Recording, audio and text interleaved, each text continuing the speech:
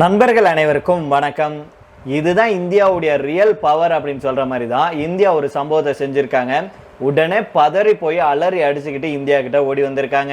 இது மட்டும் இல்லாம அமெரிக்காவுக்கு ஒரு மிகப்பெரிய ஆப்பு ஒண்ணு வச்சிருக்காங்க இந்தியா. இது என்ன அப்படிங்கறதை நம்ம இந்த வீடியோல தெரிஞ்சுக்கலாம். அதே போல இந்தியாவுடைய பேரை சொல்லிக்கிட்டு ட்ரம்ப் அவர்கள் அடிக்கும் கொள்ளையை பாருங்க அப்படின்னு மிகப்பெரிய கொள்ளையை அடிச்சிருக்கிறாரு. அதை பத்தி நம்ம இந்த வீடியோல தெரிஞ்சுக்கலாம் நண்பர்களே. அதுக்கு முன்னாடி நம்முடைய சேனலை சப்ஸ்கிரைப் பண்ணாம பாக்குறீங்கன்னா மறக்காம சப்ஸ்கிரைப் பண்ணிக்கோங்க. புதுசா நம்முடைய வீடியோ பார்த்துட்டு இருக்கீங்கனாலும் கீழே இருக்கும் சப்ஸ்கிரைப் பட்டனை தட்டி அந்த பெல் ஐகானை கிளிக் பண்ணிக்கோங்க. இந்தியா கூட மீண்டும் வர்த்தக பேச்சுவார்த்தை நடத்துறதுக்கு அமெரிக்க அதிபர் டொனால்ட் ட்ரம்ப் அவர்கள் அழைப்பு விடுத்திருக்கிறாரு. இதை டொனால்ட் ட்ரம்ப் அவர்கள் தன்னுடைய சமூக ஊடக பதிவில் சொல்லியிருக்கிறாரு. அதாவது இந்தியாவுக்கும் அமெரிக்காவுக்கும் இடையே இருந்த இருதரப்பு உறவுல இருந்த இறுக்கம் தளர்ந்தது அப்படின்னு அவர் சொல்லியிருக்கிறாரு. இந்தியா அமெரிக்கா இயற்கையான நட்பு நாடுகள். இரண்டு நாடுகளுக்கு இடையிலான மோதல்கள் சரியாயிருச்சு. இந்தியா கூட மீண்டும் வர்த்தக பேச்சுவார்த்தை நடத்த திட்டமிட்டோம் அப்படின்னு அமெரிக்க அதிபர் டொனால்ட் ட்ரம்ப் அவர்கள் அழைப்பு விடுத்திருக்கிறாரு. இது பல மாதங்களாக அவர் இந்தியாவுக்கு எதிராக கூறி வந்த விமர்சனங்களுக்கு அப்புறம் இந்தியாவுக்கு ஆதரவாக பேசியிருக்கிறார் அப்படின்னே சொல்லணும். அமெரிக்காவுடைய முன்னாள் தேசிய பாதுகாப்பு ஆலோசகரான ஜான் போல்டன் அவர்கள் டொனால்ட் ட்ரம்ப் அவர்களுடைய நிர்வாகத்தின் இந்திய கொள்கைகளை கடுமையாக விமர்சனம் செஞ்சாரு. இந்தியா மேல 50% வரி விதித்ததன் மூலம் அமெரிக்க இந்திய உறவுகளை ட்ரம்ப் அவர்கள் பாதித்து விட்டார் அப்படின்னும் இது இந்திய பிரதமர் நரேந்திர மோடியை ரஷ்யா மற்றும் சீனாவை நோக்கி தள்ளியதாகவும் போல்டன் அவர்கள் சொல்லியிருந்தாரு. முக்கியமா எஸ்சிஓ கூட்டத்தில் பிரதமர் மோடி அவர்கள், ஜி ஜின்பிங் அவர்கள், ரஷ்ய அதிபர் புட்டின் ஆகியோர் ஒன்றாக இருந்தாங்க. இவர்கள் ஒன்றாக எடுத்த புகைப்படம் பெரிய அளவுல கவனம் பெற்றது. இவர்கள் ஒன்றாக இருக்கும் புகைப்படம் அமெரிக்க அரசியலையே உலுக்கியிருக்கு. உலக அரசியலுடைய அடுத்த கட்டமாக இது பார்க்கப்படுது அப்படின்னே சொல்லலாம். மேலும் இது குறித்து அமெரிக்காவுடைய முன்னாள் தேசிய பாதுகாப்பு ஆலோசகர் ஜான் போல்டன் அவர்கள், வெள்ளை மாளிகை அமெரிக்க இந்திய உறவுகளை பல 10 ஆண்டுகளுக்கு பின்னோக்கி தள்ளிடுச்சு. மோடியை ரஷ்யா மற்றும் சீனாவை நோக்கி தூண்டி விட்டுருச்சு. அமெரிக்கா மற்றும் டொனால்ட் ட்ரம்புக்கு மாற்றாக பெய்ஜிங் தன்னை காட்டிக் கொண்டுள்ளது அப்படின்னு அவர் சொல்லியிருந்தாரு. ட்ரம்ப் விதித்த வரிகள் இந்தியாவுடைய வெளியுறவு கொள்கையில மேற்கு நாடுகள் இவ்வளவு காலம் மேற்கொண்ட ராஜதந்திர முயற்சிகளை தகர்த்து விட்டதாகவும் போல்டன் அவர்கள் சாடியிருந்தாரு. சோவியத் யூனியனுடனான, அதாவது ரஷ்யா இருக்காங்களே இப்போதைய ரஷ்யா, அவங்களுடனான இந்தியாவுடைய பனிப்போர் கால உறவை முடிவுக்கு கொண்டுட்டு வரவும், சீனாவின் வளர்ந்தோறும் செல்வாக்கை சமாளிக்கவும் மேற்கத்திய நாடுகள் தொடர்ந்து முயற்சிச்சாங்க. ஆனா அது எல்லாத்தையும் ட்ரம்ப் அவர்கள் இப்போது நாசம் செஞ்சுட்டார் அப்படிங்கிறதையும் அவர் சுட்டிக்காட்டி பேசியிருக்கிறாரு. மேலும் ட்ரம்புடைய பொருளாதார கொள்கைகள் ராஜதந்திர ரீதியாக இத்தனை காலம் அமெரிக்கா அடைந்த சாதனைகளை பலவீனப்படுத்தி விட்டதாக போல்டன் அவர்கள் சொல்லியிருந்தாரு. இந்த நிலையில தான் இந்தியா சீனா மற்றும் ரஷ்யா கூட நெருக்கமடைஞ்ச காரணத்தினால இந்தியா கூட மீண்டும் வர்த்தக பேச்சுவார்த்தை நடத்துறதுக்கு அமெரிக்க அதிபர் ட்ரம்ப் அவர்கள் அழைப்பு விடுத்திருக்கிறாரு. அதே வேளையில ட்ரம்ப் அவர்களும் நம்முடைய பிரதமர் மோடி அவர்களும் விரைவில் தொலைபேசியில பேசுறதுக்கு வாய்ப்பு இருக்கு அப்படின்னு சொல்லியிருக்காங்க. இரண்டு தலைவர்களுக்கு இடையிலான உறவுல கடந்த சில நாட்களாக மோதல் நிலவிட்டு வந்த நிலையில இந்த உரையாடல் உறவை மேம்படுத்தும், பிரச்சனைகளை சரி செய்து வைக்கும் அப்படின்னு எதிர்பார்க்கப்படுது. கடைசியாக 35 நிமிடங்கள் இருவரும் பேசிய போது அது பிரச்சனையில முடிஞ்சிச்சு அப்படிங்கிறது குறிப்பிடத்தக்கது. அந்த 35 நிமிஷத்துக்கு அப்புறம் பிரதமர் மோடி அவர்கள் கூட 4 முறை பேசுறதுக்கு ட்ரம்ப் அவர்கள் முயற்சி செஞ்சும் கூட மோடி அவர்கள் அதை ஏற்கல. இந்த நிலையில தான் இரண்டு தலைவர்களும் விரைவில் பேச ஆர்வம் காட்டுவதாக தகவல் வெளியாயிருக்கு. ட்ரம்ப் அவர்கள் என்ன சொன்னார்னா, என்னுடைய நல்ல நண்பர் பிரதமர் மோடி அவர்களுடன் வரவிருக்கும் வாரங்கள்ல நான் பேச ஆவலுடன் இருக்கேன் அப்படின்னு இன்றைய தினம் அவர் சொல்லியிருக்கிறாரு. மேலும் மோடி அவர்களும் உடனடியாக சமூக வலைதளத்துல பதிலளிச்சாரு. அதிபர் ட்ரம்புடன் பேச நானும் ஆவலுடன் இருக்கேன். நம் இரண்டு நாட்டு மக்களும் ஒளிமயமான வளமான எதிர்காலத்தை பாதுகாக்கிறதுக்கு இணைந்து பணியாற்றுவோம். ட்ரம்ப் பின்னர் பிரதமர் மோடி அவர்களுடைய ட்வீட்டை ட்ரூத் சோசியல்ல மறுபதிவு செஞ்சார் அப்படிங்கிறது குறிப்பிடத்தக்கது. ஆனா இதே வேளையில இந்தியா அமெரிக்காவுக்கு ஒரு மிகப்பெரிய ஆப்பு ஒன்று வச்சிருக்காங்க. இதுக்கு நமக்கு தோல் கொடுத்திருக்கு ரஷ்யா. அதாவது ரஷ்யா கிட்ட இருந்து இந்தியா தொடர்ந்து கச்சா எண்ணெயை அதிக அளவுல இறக்குமதி செய்யறதுனால இந்தியாவுக்கு எதிராக 50% வரி விதிப்பை அமல்படுத்தி இருக்கிறாரு டொனால்ட் ட்ரம்ப் அவர்கள். இவ்வளவு எதிர்ப்புக்கு மத்தியில இந்தியா ரஷ்யா கிட்ட இருந்து கச்சா எண்ணெய் இறக்குமதி செய்ய காரணம் என்ன, அதனால இந்தியாவுக்கு கிடைக்கும் லாபம் எவ்வளவு அப்படிங்கிற பல கேள்விகள் எழுந்திருக்கு. இந்தியாவுடைய மிகப்பெரிய சுமையாக இருக்கிறது எது அப்படின்னு பார்த்தோம்னா எரிபொருள் இறக்குமதி தான். தினசரி தேவையை நிறைவேற்ற இந்தியா தன்னுடைய எண்ணெய் தேவையின் 80% மேல் இறக்குமதி செய்யறாங்க.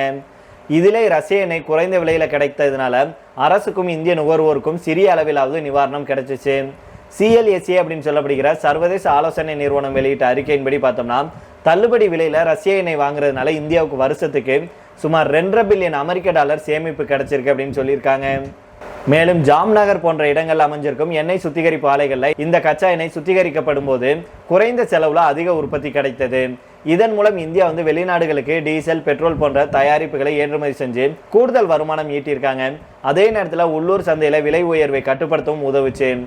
இந்தியா பாரம்பரியமாக அமெரிக்கா, ரஷ்யா, ஐரோப்பியா ஆகிய நாடுகளுடன் சமநிலை பேணும் வெளியுறவு கொள்கை பின்பற்றிட்டு வருது. ரஷ்யா கிட்ட இருந்து எண்ணெய் வாங்குவதன் மூலம் இந்தியா தன்னுடைய எனர்ஜி பாதுகாப்பை உறுதி செஞ்சாங்க. அதே நேரத்தில் ரஷ்யா கூட பொருளாதார உறவை வலுப்படுத்தினாங்க. இதனால உலக அளவுல இருதரப்பு உறவை சமப்படுத்தும் நாடு அப்படிங்கிற மதிப்பை இந்தியா பெறுது. ஆனா இந்த நிலைமை அமெரிக்காவுக்கு சிரமத்தை அளிச்சிருக்கு. ஏன் அப்படின்னா இந்தியா, சீனா போன்ற நாடுகள் ரஷ்யா கிட்ட இருந்து தொடர்ந்து எண்ணெய் வாங்குறதுனால மாஸ்கோவுக்கு பெரும் வருமானம் கிடைக்குது. அதனால அமெரிக்கா இந்தியாவை அழுத்திட்டு வருது. மொத்தத்தில் நம்ம பார்த்தோம்னா ரஷ்ய எண்ணெய் இந்தியாவுக்கு பொருளாதார ரீதியாக பயனளிச்சிருக்கு அப்படின்னு தான் சொல்லணும். அரசியல் ரீதியாகவும் ஸ்ட்ராட்டஜிக் ஆட்டோனமி அப்படிங்கிற கொள்கையை வலுப்படுத்தியிருக்காங்க. ஆனால் அமெரிக்காவுடைய புதிய வரிகள் மற்றும் சர்வதேச அழுத்தங்கள் இந்த நன்மையை ஒரு கட்டத்தில் குறைக்கக்கூடும். இந்தியா தன்னுடைய நலனை காக்க ஒரு பக்கம் ரஷ்யாவுடனும் மறுபக்கம் அமெரிக்காவுடனான உறவுகளையும் சமநிலையாக பேணும் யுத்தியை தொடர வேண்டியிருக்கும் அப்படின்னு வல்லுநர்கள் சொல்லியிருக்காங்க. ஆக மொத்தத்தில் ரஷ்யா கிட்ட இருந்து நாம கச்சா எண்ணெய் இறக்குமதி செஞ்சதுனால அமெரிக்காவுக்கு ஒரு மிகப்பெரிய அடி விழுந்திருக்கு. நமக்கு இவ்வளவு பெரிய ஒரு லாபம் கிடைச்சிருக்கு அப்படின்னு சொல்லப்படுது. அதாவது ரஷ்யா கூட வணிக தொடர்புல யாரெல்லாம் இருக்காங்களோ அவங்களுக்கு நாங்கள் வரியப்படுவோம் அப்படின்னு ட்ரம்ப் அவர்கள் மிரட்டிட்டு வர்றாரு இல்லையா. அந்த வகையில் தான் இந்தியாவுக்கு 50% அளவுக்கு வரி போட்டிருக்கிறார் அப்படிங்கிற குறிப்பிடத்தக்கது. ஆனால் உண்மையிலேயே ட்ரம்ப் அவர்களுடைய எண்ணம் வேற மாதிரி இருக்கு அப்படின்னு சொல்லியிருக்காங்க. அதாவது ரஷ்ய உக்ரைன் போர் நடந்துட்டு வருது இல்லையா, இதை முடிவு கொண்டுட்டு வர்றதுல சுத்தமா ட்ரம்ப் அவர்களுக்கு விருப்பமே இல்லை, நீடிக்கிறதா அவருடைய விருப்பம் அப்படின்னு சொல்லியிருக்காங்க. இந்தியாவை மிரட்டுறதெல்லாம் சும்மா கதை அப்படின்னு சர்வதேச அரசியல் வல்லுநர்கள் சொல்றாங்க. ORF அப்படின்னு சொல்லப்படுகிற ஒப்சர்வர் ரிசர்ச் ஃபவுண்டேஷன் அப்படிங்கிற சிந்தனை குழு சமீபத்தில் அறிக்கை ஒன்று வெளியிட்டிருக்காங்க. யுக்ரைன் போரில் ஈடுபடுறதுனால அமெரிக்கா ஈட்டும் லாபம் என்ன அப்படிங்கிறத இந்த அறிக்கை தெளிவுபடுத்துது. என்ன சொல்லியிருக்காங்கன்னா, யுக்ரைன் ரஷ்ய போர் தொடங்கியதிலிருந்து அமெரிக்கா மிகப்பெரிய அளவுக்கு பொருளாதார பலனை அடைஞ்சிருக்கு. குறிப்பாக இராணுவ தொழில்நுட்பத்துறையின் வளர்ச்சி அபரிமிதமாக இருந்திருக்கு அப்படின்னு சொல்லியிருக்காங்க. இன்னும் புரியும்படி சொல்லணும் அப்படின்னா யுக்ரைனுக்கு தேவையான மொத்த ஆயுதங்கள்ல 45% அமெரிக்கா வழங்கியிருக்கு. கடந்த ஆண்டு மட்டும் உலக நாடுகள் தங்கள் பாதுகாப்புக்கான செலவை 9% அதிகரிச்சிருக்காங்க. சோவியத் அமெரிக்கா பனிப்போர் காலத்துக்கு அப்புறம் மீண்டும் இந்த அளவுக்கு செலவினம் அதிகரிச்சிருக்கிறது. இதுவே முதல் முறை. காரணம் யுக்ரைன் ரஷ்ய போர் தான். மேலும் அமெரிக்கா உள்நாட்டில் தயாரிக்கப்பட்ட ஆயுதங்கள் மற்றும் பிற இராணுவ தளவாடங்களை யுக்ரைனுடைய படைகளுக்கு வழங்கி தன்னுடைய பாதுகாப்பு தொழில் தளத்தை வலுப்படுத்தி இருக்கு. ஜோ பைடன் காலத்திலேயே இது தொடங்கிருச்சு. ட்ரம்ப் காலத்தில் இந்த ஆயுத விற்பனை இன்னும் சிறப்பாக நடைபெற்றுட்டு வருது. கடந்த 2015 19 வரைக்கும் உலகம் முழுவதும் பல்வேறு நாடுகள் ஆயுதங்களை அமெரிக்கா கிட்ட இருந்து இறக்குமதி செஞ்சாங்க. இந்த காலத்துல உலக ஆயுத இறக்குமதியில யுக்ரைனுடைய பங்கு வெறும் 0.1% மட்டும்தான். ஆனா இப்போ பாத்தீங்கன்னா 8.8% அளவுக்கு ஆயுதங்களை யுக்ரைன் இறக்குமதி செய்யுது. அமெரிக்காவுடைய ஆயுத ஏற்றுமதியில 9.3% யுக்ரைனுக்கு தான் போகுது. 2023-24 ஆண்டுகளில் யுக்ரைன் உலகிலேயே அதிக ஆயுதங்களை இறக்குமதி செய்த நாடாக திகழ்ந்தது. கடந்த ஆகஸ்ட் மாதம் அமெரிக்கா 6888 கோடி ரூபாய் மதிப்புல 3350 நீண்ட தூர தாக்குதல் வெடிப்பொருட்களை யுக்ரைனுக்கு விற்க ஒப்புதல் அளிச்சிருக்கு. இது வெறும் சாம்பிள் தான். யுக்ரைன் மட்டுமல்ல, நேட்டோ உறுப்பு நாடுகளையும் கனடாவையும் 83,500 கோடி ரூபாய்க்கு அதிகமான ஆயுதங்களை வாங்க அமெரிக்கா நிர்வாகம் சம்மதிக்க வச்சாங்க. யுக்ரைனுடைய நெருக்கடியின் காரணமாக 2020-24 நேட்டோ கூட்டாளிகளுடைய ஆயுத இறக்குமதியில அமெரிக்காவுடைய பங்கு 64% அதிகரிச்சிருக்கு. இது 2015-19 52% இருந்துச்சு அப்படிங்கிற அறிக்கையை சொல்லியிருக்காங்க.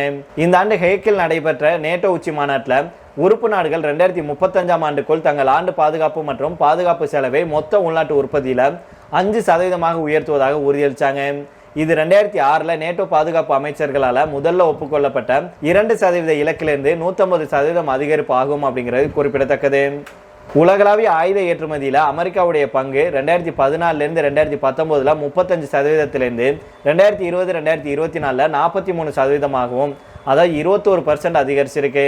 ஆனா இதுல கவனிக்க வேண்டிய மற்றொரு அம்சம் என்ன அப்படின்னா, 1,00,000க்கும் மேற்பட்ட நிறுவனங்களை கொண்ட அமெரிக்க பாதுகாப்பு தொழில்துறை தளத்துல Lockheed Martin, RTX, General Dynamics, Northrop Grumman மற்றும் போயிங் ஆகிய 5 முக்கிய நிறுவனங்கள் மட்டும்தான் அமெரிக்க அரசுடைய ஆயுத ஒப்பந்தங்கள்ல 1/3 பங்குக்கு மேல் ஆர்டர்களை பெற்றிருக்காங்க அப்படிங்கிறது குறிப்பிடத்தக்கது. இப்போ சொல்லுங்க, யுக்ரைன் போறதுனால யார் அதிகம் பலன் அடைகிறாங்க? ஏன் இந்தியாவுக்கு வரி விதிக்கப்பட்டிருக்கு? வரினால போரை நிறுத்தி விடுவேன் அப்படின்னு ட்ரம்ப் அவர்கள் நம்புறாரா? அப்படின்னா தென்னை மரத்துல ஒரு குத்து, ஏணி சின்னத்துல ஒரு குத்து அப்படிங்கிற கணக்கா வரியையும் போட்டுட்டு ஆயுத விற்பனை மூலம் லாபத்தையும் ஏன் அள்ளுகிறார் அப்படிங்கிற கேள்வி நமக்கெல்லாம் இப்போ தோணுதா இல்லையா? உங்களுடைய கருத்துக்களை கீழே உள்ள கமெண்ட் பாக்ஸில் சொல்லுங்கள் நண்பர்களே. ட்ரம்ப் அவர்கள் பழைய கில்லாடி அப்படிங்கிறத மீண்டும் மீண்டும் நிரூபிச்சுட்டு வர்றாரு. எங்கே அமைதியாக போயிட்டா ரஷ்ய உக்ரைன் போரை சீக்கிரம் முடிவு கொண்டுட்டு வந்துடணும் அப்படின்னு அதுலேருந்து திசை திருப்புறதுக்கு இந்தியாவை பகடக்காயாக எடுத்திருக்கிறாரு. இந்தியாவை சிக்க வச்சோம்னா, இந்தியா மேலே வரியை போட்டு நம்ம எல்லோருடைய கவனத்தையும் இந்தியா மேலே திருப்பணும் அப்படின்னா இந்த ரஷ்ய உக்ரைன் போற பெரிய அளவில் யாரும் கண்டுக்க மாட்டாங்க, நாம யுக்ரைனுக்கு ஆயுத ஏற்றுமதி செஞ்சு நம்முடைய நாட்டுடைய வளத்தை பெரிய அளவில் உண்டு பண்ணிக்கலாம் அப்படின்னு சொல்லி ட்ரம்ப் அவர்கள் சரியான திட்டத்தை தான் போட்டிருக்கிறாரு. நாமளுமே இந்த செய்தியை படிச்சதுக்கு அப்புறம் தான் இதன் பின்னணியில இப்படியெல்லாம் காரணம் இருக்கா அப்படிங்கிறது தெரிய வந்திருக்கு. நீங்க இந்த செய்தியை கேட்டிருப்பீங்கன்னு நான் நம்புறேன். உங்களுடைய கருத்துக்களை கீழே உள்ள கமெண்ட் பாக்ஸில் சொல்லுங்க நண்பர்களே. மீண்டும் நாளை வேற ஒரு செய்திகளுடன் உங்களை சந்திக்கிறேன். நன்றி, வணக்கம்.